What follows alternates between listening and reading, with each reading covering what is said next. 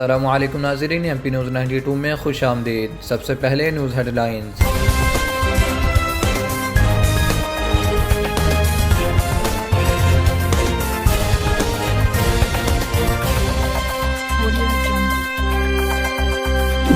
اہم خبر سے آپ کو آگاہ کریں، سعودی وزارت حج و عمرہ نے نیا پروگرام متعارف کروا دیا۔ اب سعودی شہری اپنے کسی بھی دوست کو عمرہ کے ویزے پہ بلا سکتے ہیں۔ اگر آپ کا بھی کوئی جاننے والا سعودی شہری ہے تو وہ خود آپ کا ویزا وزارت خارجہ سے حاصل کر سکتا ہے۔ اس عمرہ وزٹ ویزا حاصل کرنے کے 4 بڑے فائدے ہوں گے۔ سعودی عرب کے وزارت حج و عمرہ کی جانب سے عمرہ ویزا کے لیے ایک نیا پروگرام متعارف کروایا گیا ہے۔ وزارت نے ذاتی وزٹ ویزے کے فوائد سے آگاہ کرتے ہوئے بتایا کہ اب سعودی شہری اپنے دوستوں کو عمرہ کرنے کے لیے سعودی عرب میں مدعو کر سکتے ہیں۔ سعودی عرب نے عمرہ ویزا کے لیے نیا پروگرام متعارف کرا دیا۔ ویزے کو حاصل کرنے کے لیے وزارت خارجہ میں درخواست دی جا سکتی ہے۔ وزارت نے مزید وضاحت کرتے ہوئے کہا کہ اس ویزے کے 4 فوائد ہیں۔ اس ویزے پر ایک مرتبہ سفر کے ساتھ کئی دورے کیے جا سکتے ہیں۔ عمرہ ادا کرنے کا موقع بھی ملتا ہے۔ خیال رہے، ویزے کو حاصل کرنے کے لیے وزارت خارجہ میں ویزا پلیٹ فارم کے ذریعے ذاتی ویزا کے لیے درخواست دی جا سکتی ہے۔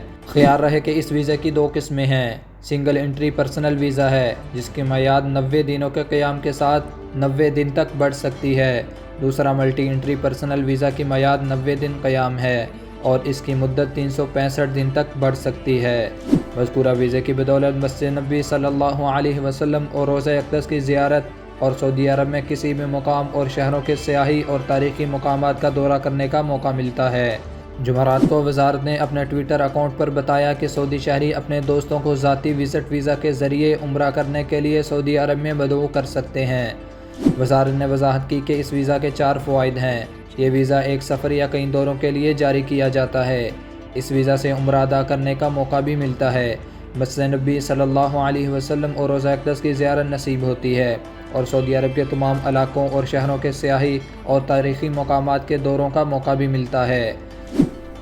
ویزا کی 2 قسمیں ہیں۔ سنگل انٹری پرسنل ویزا کی میعاد 90 دنوں کے قیام کے ساتھ 90 دن تک بڑھ سکتی ہے۔ ملٹی انٹری پرسنل ویزا کی میعاد 90 دن قیام ہے اور یہ مدت 365 دن تک بڑھ سکتی ہے۔ وزارت نے بتایا کہ وزارت خارجہ میں ویزا پلیٹ فارم کے ذریعے ذاتی ویزا کے لیے درخواست دی جا سکتی ہے۔ جی تو ناظرین، یہ تھی ہماری آج کی اہم خبر۔ مزید ایسی خبروں کے لیے ہمارے یوٹیوب چینل کو سبسکرائب کر لیں۔ فیس بک اور ٹک ٹاک ویور پیج کو فالو کرتے ہیں۔ دیکھتے رہیے ایم پی نیوز 92۔